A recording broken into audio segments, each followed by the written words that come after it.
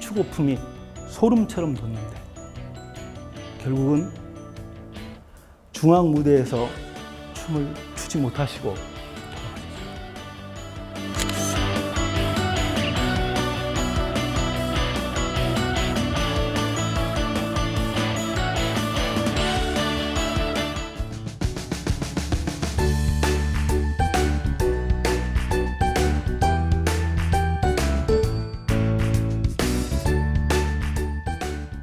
노름마치, 노름을 마치게 하는 최고의 꾼이에요. 그래서 노름마치라고 불러요. 요즘 말로 예능 종결자죠. 그런 고수를 찾아야 되겠다라고 생각하면서 직장을 그만두게 됐습니다. 부모도 울고 다 그런 거죠. 또 직장 그만둘 때 우아하게 또 사직서를 써야 될 거 아닙니까? 한 번 피맛을 본 들짐승은 다시는 집짐승이 될 수 없습니다. 이러면서 써서 경상도 고성으로 간 거예요. 왜? 거기는 춤이 좋으니까. 호남은 소리가 좋습니다. 영남은 춤이 좋아서 옛날부터 호남은 소리요, 영남은 춤이라 그래요. 호남 사람들 정말 소리도 좋고 소리를 좋아합니다. 오죽이 소리를 좋아하냐면 호남 사람들은 자다가 뭐만 부스럭거려도 벌떡 일어나요. 뭔 소리요 그래요. 영남 사람들은 춤을 좋아해요. 얼마나 춤을 좋아하는지 세상에 침을 뱉고도 춤을 뱉었다 그래요. 그래서 고성으로 내려간 거예요. 고성에서 거기에서 고성군 마암면 도절리의 개발골이라는 마을에서 직접 살면서 이제 춤에 대한 연구를 하게 된 거예요.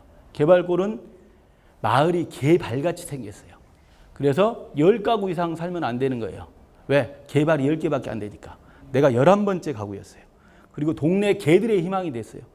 촌동네에 사람이 없어서 개들이 짖을 일이 없어서 올 복날은 못 넘기는 거겠지라고 생각했는데 제가 밤늦게 돌아다니니까 개들이 목젖이 붙도록 짖고 어딜 갔느냐? 고성, 통영, 남해, 거제를 뒤지고 다닌 거예요. 바로 이 춤을 잘 췄던 최고의 명무가 한 분이 계셨습니다. 바로 이분이에요. 허종복이라는 분인데 제가 만난 사람 중에서는 최고의 명무였고 저를 가장 가슴 아프게 만든 명무십니다. 제가 늘 물어봤습니다. 선생님 언제 명무전 안 가시나? 부를 끼다. 부를 끼다. 불렀어요. 단 한 번. 돌아가실 때까지 단 한 번 불렀는데 그것은 춤꾼으로 부른 게 아니라 악사로 부른 거예요.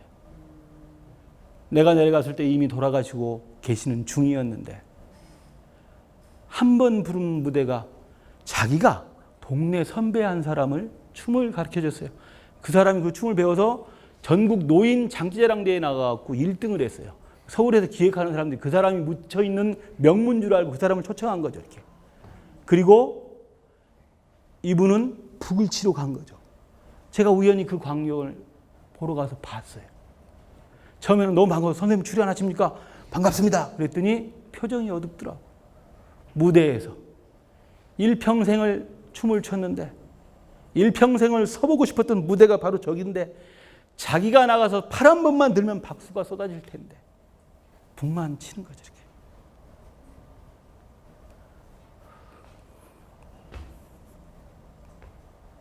춤추고품이 소름처럼 돋는데 결국은 중앙 무대에서 춤을 추지 못하시고 돌아가셨어요.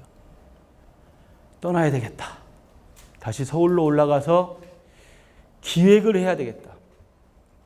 그래서 저런 초야에 묻힌 명인이 슬픈 일을 당하지 않게 해야 되겠다. 이런 생각을 하게 됐어요. 이분 때문에 그 해가 95년이었으니까 딱 20년이 됐네요.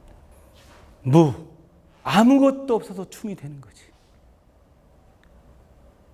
원래는 이 글자가 춤춘다는 뜻이었어요. 사람들이 자꾸 없다라는 뜻으로 쓰니까 이 아래에 있는 점 4개가 불화자예요.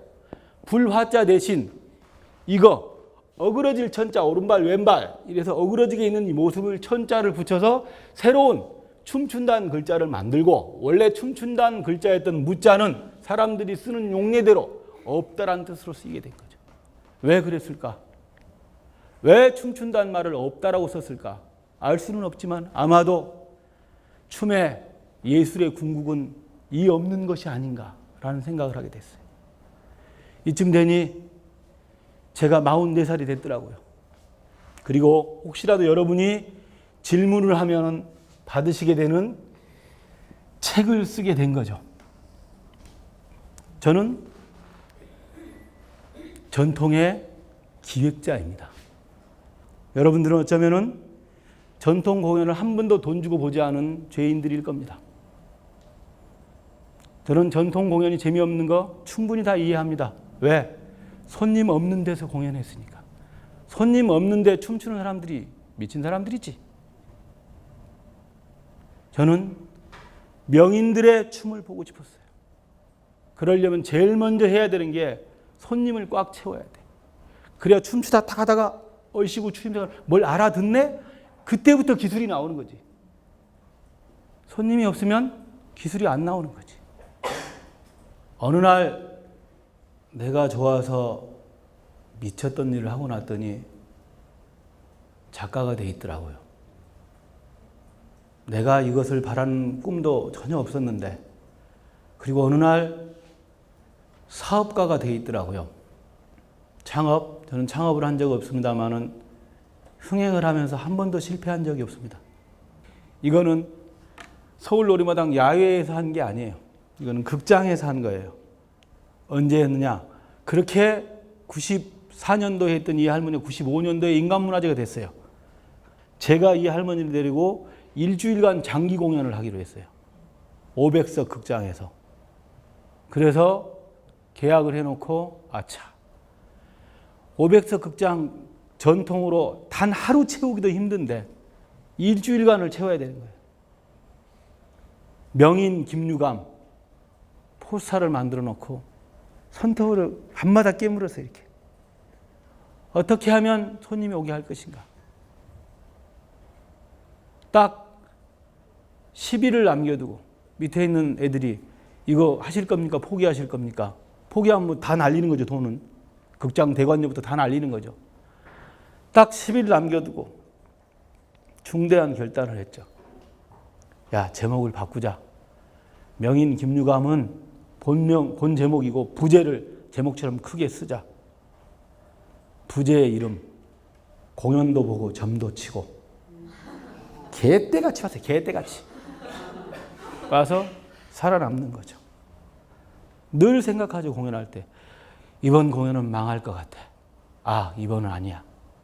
내가 미쳤지.